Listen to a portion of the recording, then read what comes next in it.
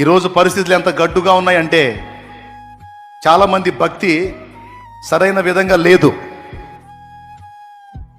అందుకే చెబుతున్నాను, మనుషులు కావచ్చు, వస్తువులు కావచ్చు, పరిస్థితులు కావచ్చు, ఏవైనా సరే దేవుని దగ్గరికి నువ్వు చేరకుండా నిన్ను అడ్డగించేవి ఏవైనా సరే వాటిని బలవంతంగా తెంచుకొని నువ్వు బయటపడాలి.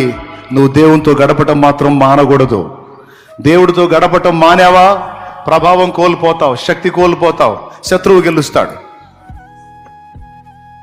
10 మంది దగ్గరికి వెళ్ళి నీ బాధలు 10 సార్లు 10 మందితో పంచుకునే కంటే ఆ 10 సార్లు నువ్వు దేవుని దగ్గరకు పోతే నీకు రావాల్సిన సహాయం దేవుని దగ్గర నుండి వచ్చింది.